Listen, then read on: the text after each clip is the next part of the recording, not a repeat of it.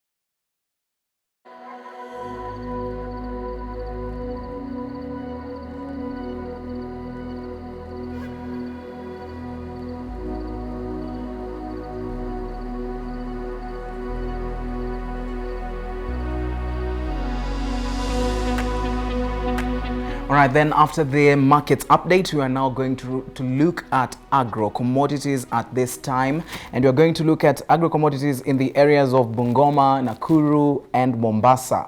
We're going to start with white maize and white maize per 90 kg at Bungoma is 2,601 shillings, and in Nakuru it is 2,403 shillings. In Mombasa it is hamna kitu hapo Mombasa, lakini if you are a farmer in Bungoma and maybe unataka ku get an economical price, unazaenda Nakuru, you'll have it at 2,403 instead of 2,601. Now we're going to move to fresh peas at 50 kg. In Bungoma it is hamna Bungoma, but in Nakuru tuko na 3,750, and in Mombasa 4,000 shillings. So kama uko Bungoma na unataka fresh peas, unaweza enda Nakuru or Mombasa for 4,000 and Nakuru for 3,750.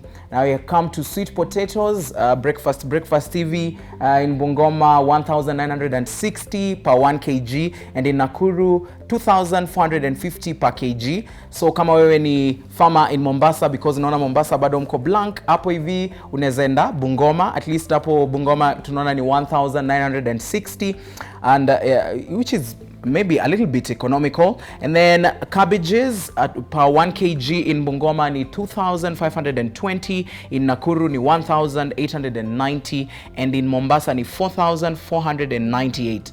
So kama wewe ni farmer in Mombasa, ama maybe ungekuwa unataka kupelekea watu cabbages, you can maybe decide to go to Bungoma or Nakuru. And in Nakuru ni 1,890, and in Bungoma ni 2,520. Now we move to the fruit section. Lemons per 95 kg. In Bungoma we don't have that, but in Nakuru it is 7,600, and in Mombasa is 2,470. So kama uko Bungoma na unataka kutengeneza juo ya lemon, ama unataka kuweka lemon kwa uji, you can just go to Mombasa for 2,470, which is a little bit more economical, on the maybe lower side. Yes. So those are the agro commodities for today. We've looked at white maize, we've looked at peas, we've looked at sweet potatoes, cabbages, and lemons. Now let us we're just going to move on to, and remember earlier on we had told you that we have Martin Mwimbi, who is deals with aquariums, and he makes aquariums. So he's going to join us at this time, and he's going to really explain to us this business of rearing fish in aquariums. Now, Mr. Martin, welcome to the show. I hope you're hearing me at this time.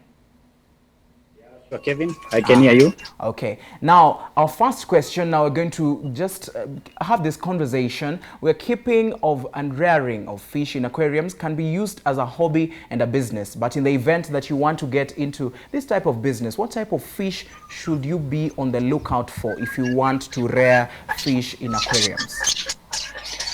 Well, for a starter, as I had explained earlier, is you check whether the water that you are going to use is either salt water or fresh water, because there are two kinds of aquariums. There's the freshwater fish and also the saltwater fish. So for our case at Aqua Century, what we normally do, we deal with the freshwater aquariums. Reason being, for the saltwater aquariums, that one you need the fish from the sea. Then something else, it's very expensive to get the salt that is used in the aquarium. You have to keep on raising the salt levels in the aquarium. So that one, the clients find it quite expensive on their side. So some of the types of fish in your aquarium, you can have different species of goldfish. When you have goldfish, it's not just the gold color. They come in different colors. There's the yellow comet, the red comet, there's another one called shubukin. You can also have some koi fish.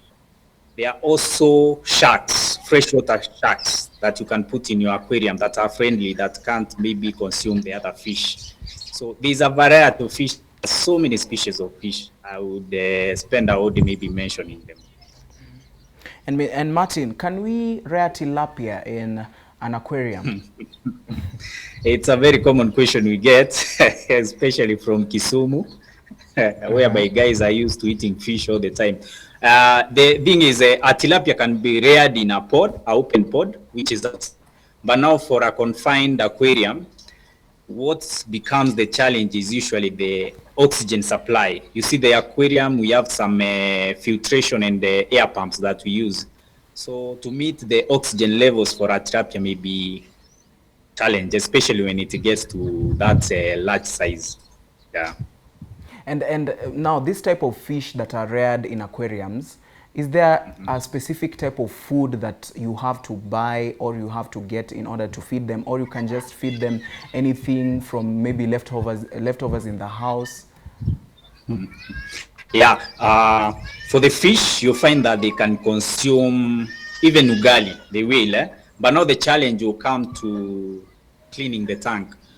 Things like ugali and brain, that one will make the tank dirty. So there's a specific kind of fish food which we usually give. You can either opt for the fish flakes or the fish pellets. These ones, the good thing with these ones, you don't need to feed a lot of it. Actually, a pinch a day is usually enough for like 10 fish in an aquarium. Just a pinch. So most of the clients, you find that you have a budget of like 300 bob per month, and your fish will just be okay. The funny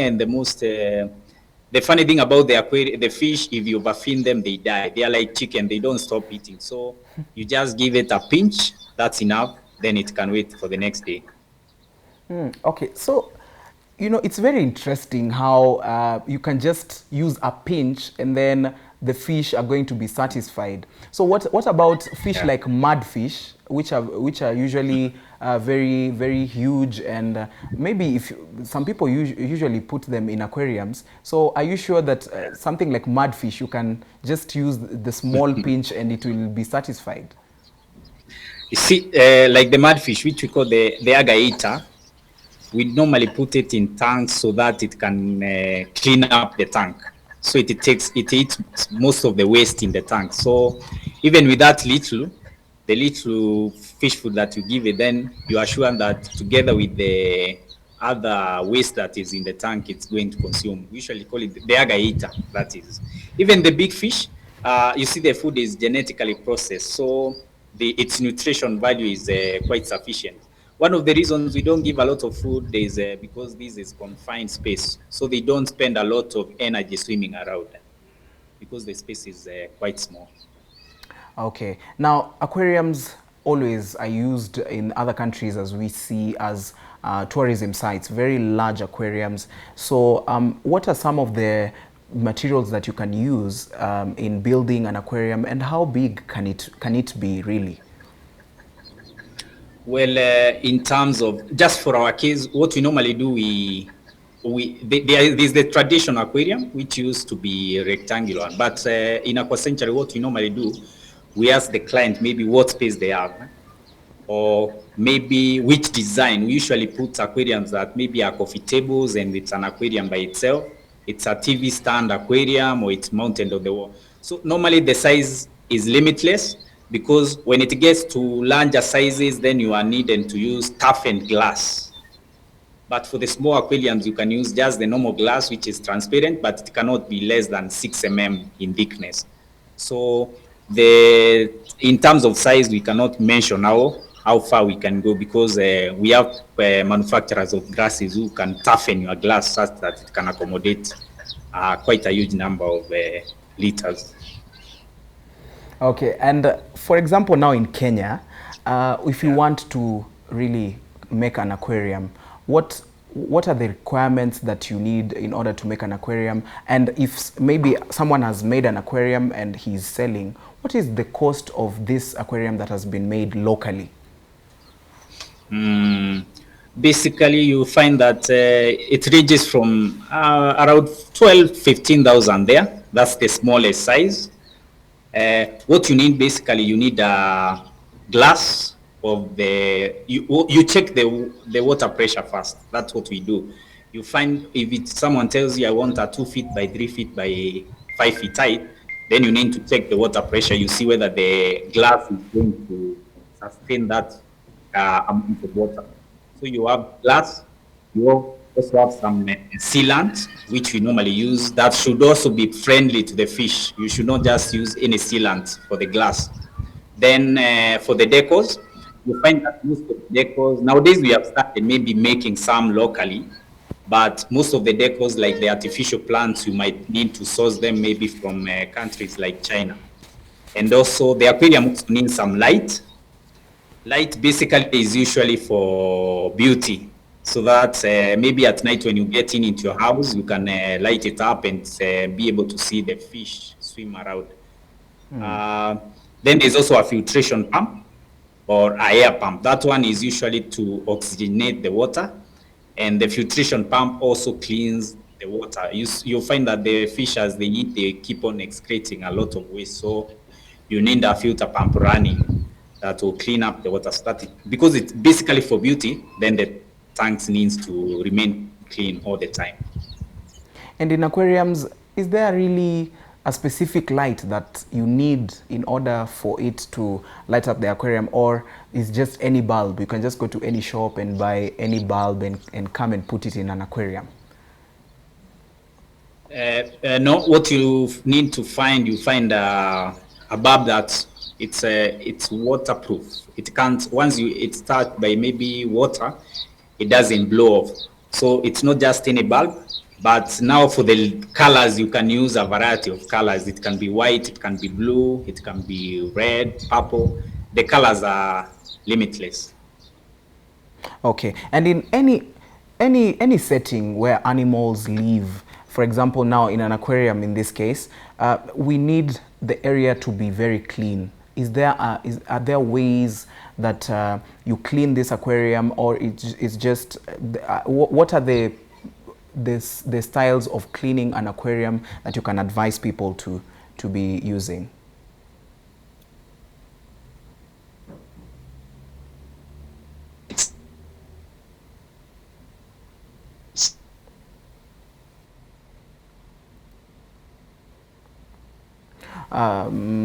Mr. Martin, I had asked earlier what is the way of cleaning an aquarium. If you can hear me, are there ways in which you can advise people to clean aquariums, since now animals live there, and where animals live, you cannot control the type of dirt they leave there, and some animals also die. And are there ways of cleaning an aquarium really? It seems we've lost Mr. Martin. We'll go for a short break. Remember, our question for the day is, do you remember when, or do you know when the first aquarium discovered? When was the first aquarium discovered? Send us your comments on our Facebook. We are live at Metropole TV KE. We'll sample your comments at the end of this show.